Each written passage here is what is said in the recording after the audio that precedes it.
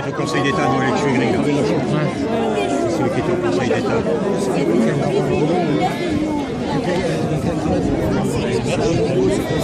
Faut déménager! Ma mère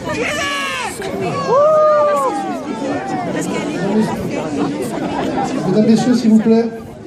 Ils auraient pu tous nous tuer. Allocution de M. Thierry Rolando, président du cercle algérianiste national. Nicole,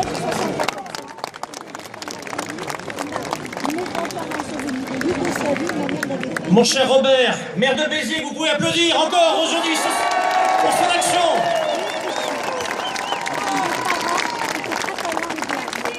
Chère Madame de Samar, chère famille d'Élie de Samar, mes chers compatriotes, Français d'Algérie ou Français de métropole, Élie de Samar, oui, était un homme d'honneur.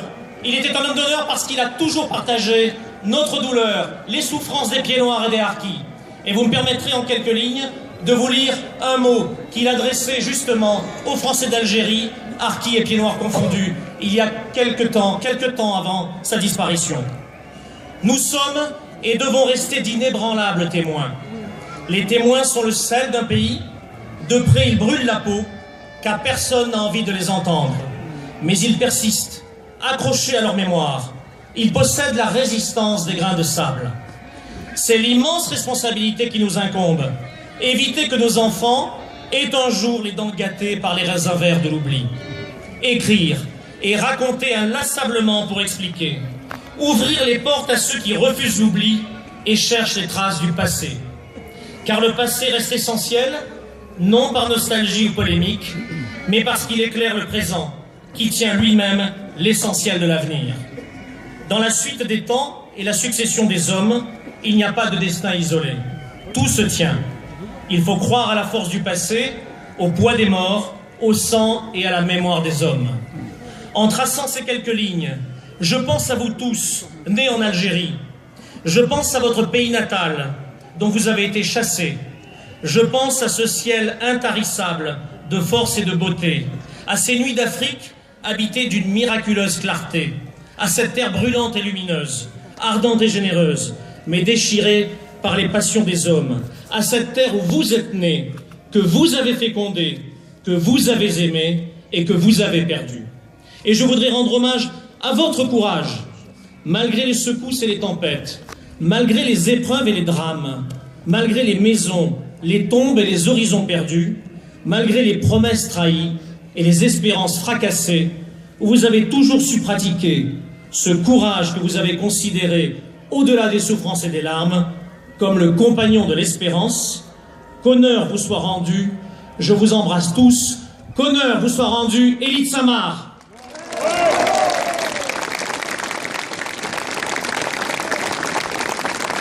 Madame Blandine de Bellecombe, fille du commandant Benoît de Samar.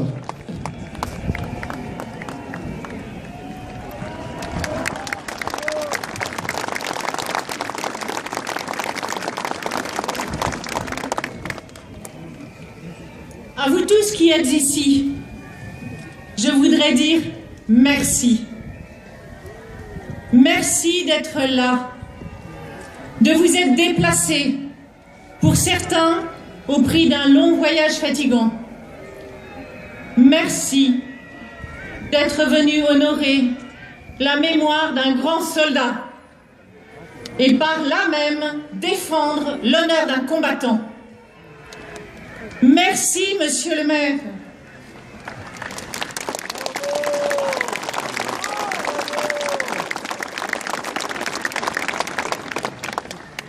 De nous accueillir courageusement autour de cette cérémonie à travers laquelle vous honorez la mémoire. Mémoire d'un homme, mémoire d'un combat, mémoire d'un pays. Mémoire d'un homme qui a fait de sa vie un long combat pour vivre debout, en conciliant honneur, fidélité et respect de la parole donnée.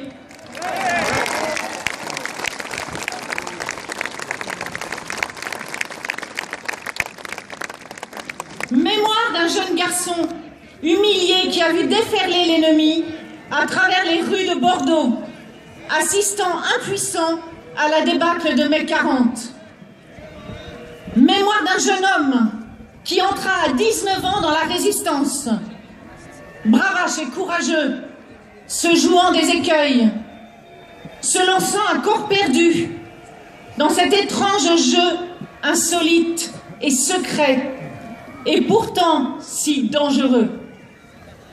Mais le drame guette. Déjà, la trahison fracasse sa vie. Alors qu'il essaie de rejoindre l'Espagne pour se battre au grand jour, son convoi est dénoncé.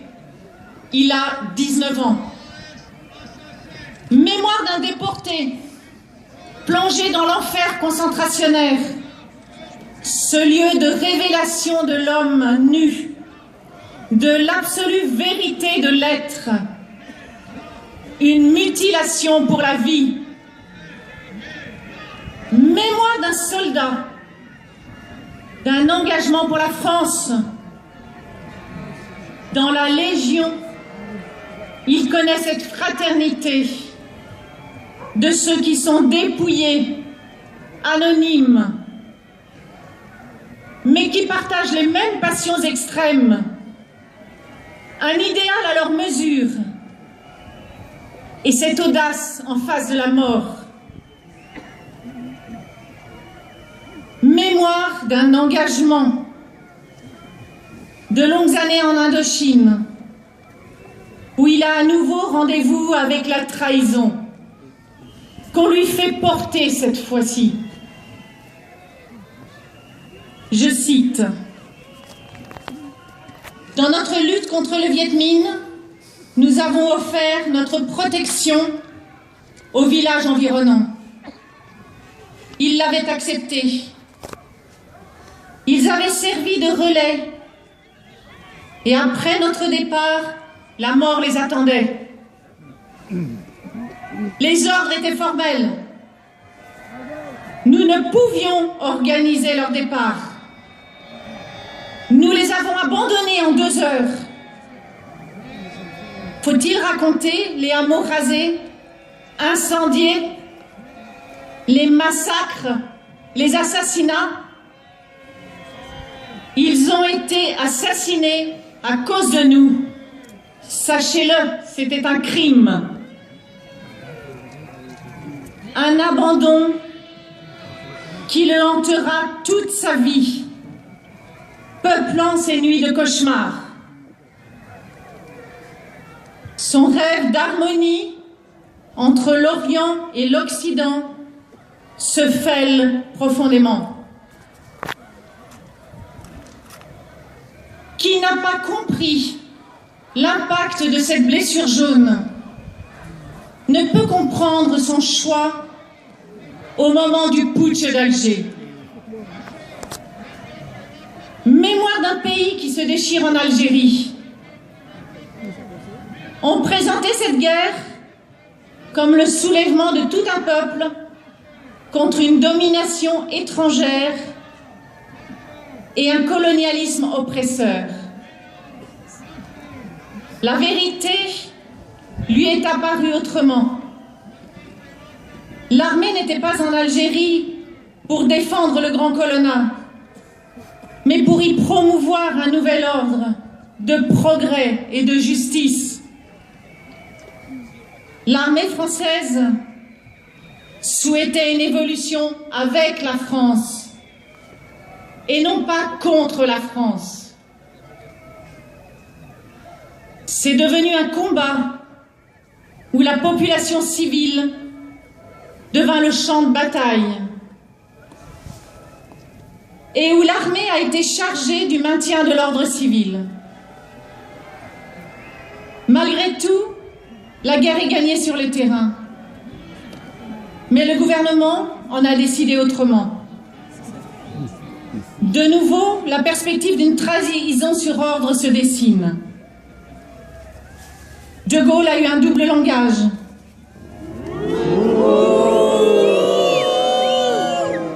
Entamant des pourparlers avec le FLN, alors qu'il continuait à soutenir apparemment l'armée. Le même scénario se renouvelle.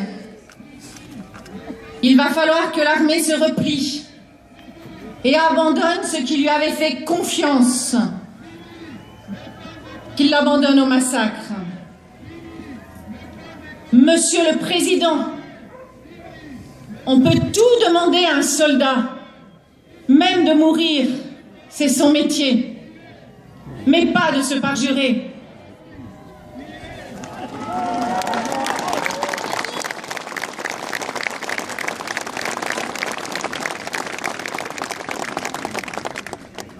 Entre le crime de l'illégalité et le crime de l'inhumanité, j'ai choisi le crime de l'illégalité.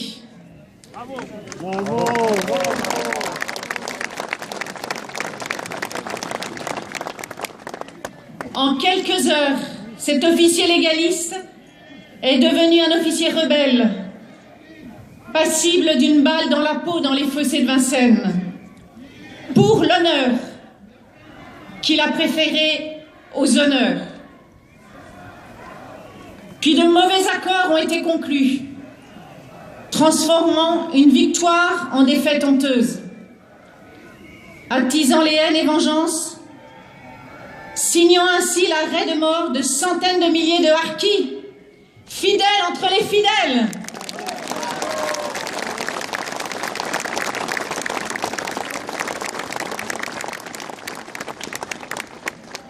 Et provoquant l'exil contraint du peuple pied noir. Mémoire d'un pays, d'une époque étrange, où les mêmes causes peuvent vous embastiller pendant 7 ans et vous élever ensuite à la plus haute dignité de la République. Mémoire d'un pays qui nous concerne tous, car je cite, « Le passé éclaire le présent qui tient en lui-même l'essentiel de l'avenir. Dans la suite du temps et la succession des hommes, il n'y a pas d'acte isolé. Tout se tient.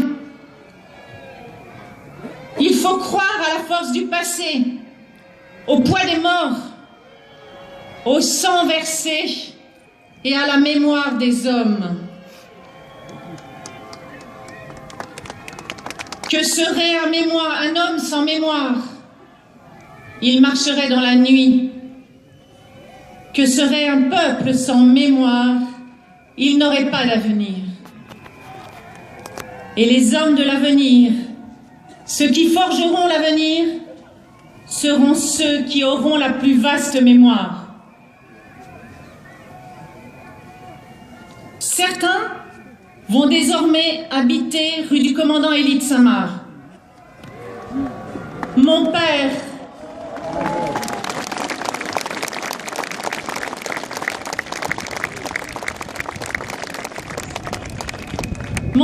lui, a rejoint sa dernière demeure.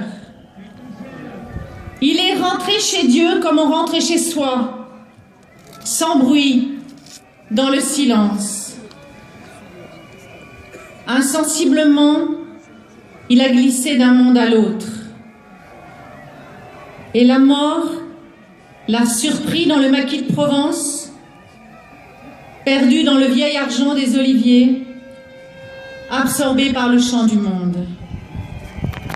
Qu'il repose en paix, lui qui n'a jamais connu la paix.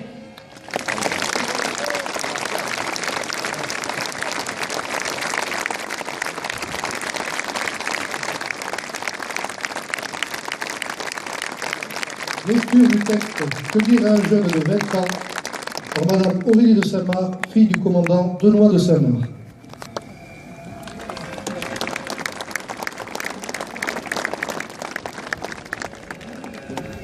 Nous avons souhaité vous lire le testament spirituel que notre Père a laissé à la jeunesse. Que dire à un homme de 20 ans? Quand on a connu tout et le contraire de tout, quand on a beaucoup vécu et qu'on est au soir de sa vie, on est tenté de ne lui rien dire, sachant qu'à chaque génération suffit sa peine, sachant aussi que la recherche, le doute, les remises en cause font partie de la noblesse de l'existence. Pourtant, je ne veux pas me dérober. Et à ce jeune interlocuteur, je répondrai ceci en me souvenant de ce qu'écrivait un auteur contemporain. Il ne faut pas s'installer dans sa vérité et vouloir l'asséner comme une certitude, mais savoir l'offrir en tremblant comme un mystère. À mon jeune interlocuteur, je dirais donc que nous vivons une période difficile, où les bases de ce qu'on appelait la morale et qu'on appelle aujourd'hui l'éthique sont remises constamment en cause, en particulier dans les domaines du don de la vie, de la manipulation de la vie, de l'interruption de la vie. Dans ces domaines, de terribles questions nous attendent dans les décennies à venir.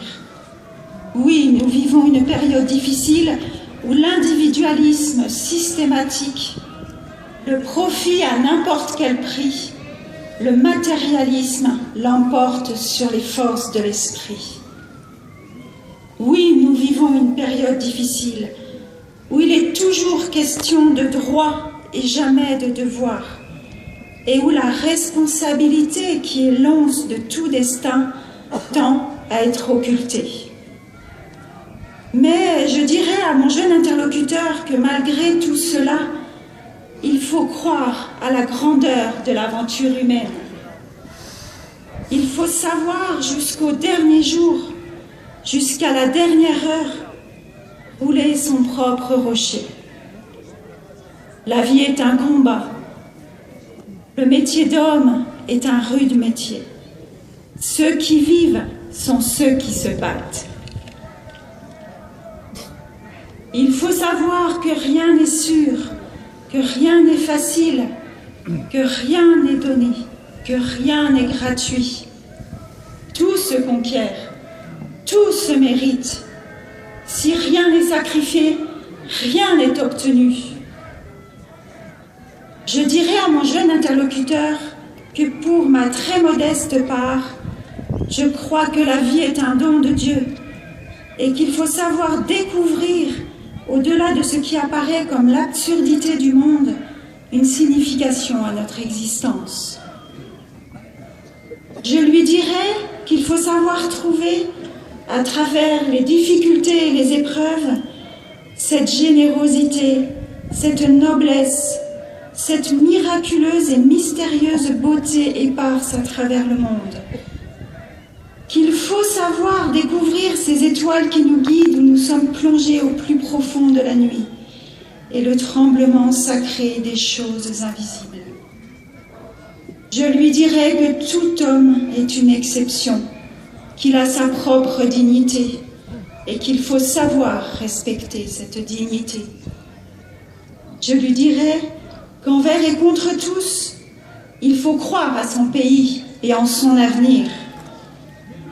Enfin, je lui dirais que de toutes les vertus, la plus importante parce qu'elle est la motrice de toutes les autres et qu'elle est nécessaire à l'exercice des autres, de toutes les vertus, la plus importante me paraît être le courage, les courages, et de celui, et surtout celui dont on ne parle pas et qui consiste à être fidèle à ses rêves de jeunesse. Et pratiquer ce courage, ces courages, c'est peut-être cela, l'honneur de vivre.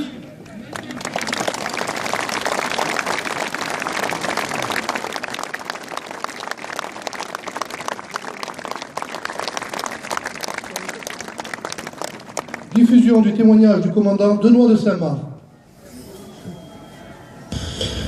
Ce que j'ai à dire sera simple et sera court. Depuis mon âge d'homme, Monsieur le Président, j'ai vécu pas mal d'épreuves. La résistance, la Gestapo, Buchenwald, 3 séjours en Indochine, la guerre d'Algérie, Suez, et puis encore la guerre d'Algérie. En Algérie, après bien des équivoques, après bien des tâtonnements, nous avions reçu une mission claire. Vaincre l'adversaire, maintenir l'intégrité du patrimoine national et promouvoir la justice raciale, l'égalité politique. On nous a fait faire tous les métiers, oui, tous les métiers, parce que personne ne pouvait ou ne voulait les faire. Nous avons mis dans l'accomplissement de notre mission, souvent ingrate, parfois amère, toute notre foi, toute notre jeunesse, tout notre enthousiasme. Nous y avons laissé le meilleur de nous-mêmes, nous y avons gagné l'indifférence, l'incompréhension de beaucoup, les injures de certains. Des milliers de nos camarades sont morts en accomplissant cette mission. Des dizaines de milliers de musulmans se sont joints à nous comme camarades de combat, partageant nos peines, nos souffrances, nos espoirs, nos craintes. Nombreux sont ceux qui sont tombés à nos côtés. Le lien sacré du sang versé nous lie à eux pour toujours. Et puis un jour, on nous a expliqué que cette mission était changée. Je ne parlerai pas de cette évolution, incompréhensible pour nous. Tout le monde la connaît. Et un soir, pas tellement lointain, on nous a dit qu'il fallait apprendre à envisager l'abandon possible de l'Algérie, de cette terre si passionnément aimée, et cela d'un cœur léger. Alors nous avons pleuré. L'angoisse a fait place dans nos cœurs au désespoir. Nous nous souvenions de 15 années de sacrifices inutiles, de 15 années d'abus de confiance et de reniement. Nous nous souvenions de l'évacuation de la haute région, des villageois accrochés à nos camions qui à bout de force tombaient en pleurant dans la poussière de la route. Nous nous souvenions de Dien Bien Phu, de l'entrée du Viet Minh à Hanoï. Nous nous souvenions de la stupeur et du mépris de nos camarades de combat vietnamiens en apprenant notre départ du Tonkin.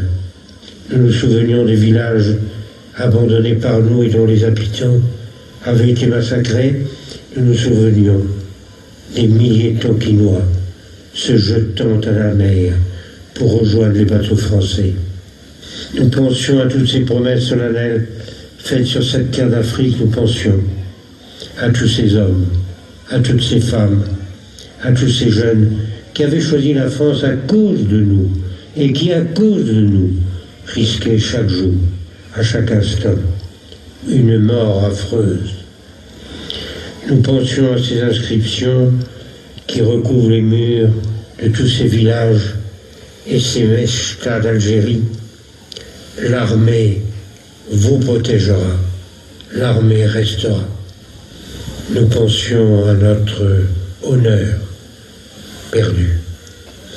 Alors le général Charles est arrivé, ce grand chef que nous aimions et que nous admirions, et qui, comme le maréchal de Lattre en Indochine, avait su nous donner l'espoir et la victoire. Le général Charles m'a vu, il m'a rappelé la situation militaire, il m'a dit qu'il fallait terminer une victoire presque entièrement acquise, et qu'il était venu pour cela. Il m'a dit que nous devions rester fidèles aux combattants, aux populations européennes et musulmanes qui s'étaient engagées à nos côtés, que nous devions sauver notre honneur. Alors j'ai suivi le général Charles. Et aujourd'hui, je suis devant vous pour répondre de mes actes et de ceux des officiers du premier REP, car ils ont agi sur mes ordres. Monsieur le Président, on peut demander beaucoup à un soldat. En particulier de mourir, c'est son métier. On ne peut lui demander de tricher, de se dédire, de se contredire, de mentir, de se renier, de se parjurer. Oh, je sais, Monsieur le Président, il y a l'obéissance, il y a la discipline. Ce drame de la discipline militaire a été douloureusement vécu par la génération d'officiers qui nous a précédés, par nos aînés. Nous-mêmes l'avons connu, à notre échelon modeste jadis, comme élève officier. Croyez bien que ce drame de la discipline a pesé à nouveau lourdement et douloureusement sur nos épaules devant le destin de l'Algérie, terre ardente et courageuse, à laquelle nous sommes attachés aussi passionnément qu'au sol de nos provinces natales. Monsieur le Président, j'ai sacrifié 20 années de ma vie à la France. Depuis 15 ans, je suis officier de Légion. Depuis 15 ans, je me bats. Depuis 15 ans, j'ai vu mourir pour la France des légionnaires étrangers peut-être, par le sang reçu, mais français, par le sang versé. C'est en pensant à mes camarades, à mes sous-officiers, à mes légionnaires tombés au champ d'honneur que le 21 avril, à 13h30, devant le général Charles, j'ai fait mon libre choix. J'ai terminé, Monsieur le Président.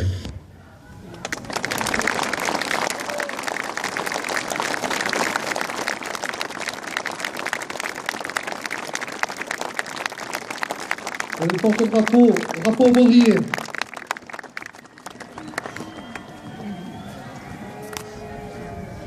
Dévoilement de la plaque inaugurale par M. Robert Ménard, maire de Béziers, en présence des membres de la famille du commandant Benoît de Samar et de M.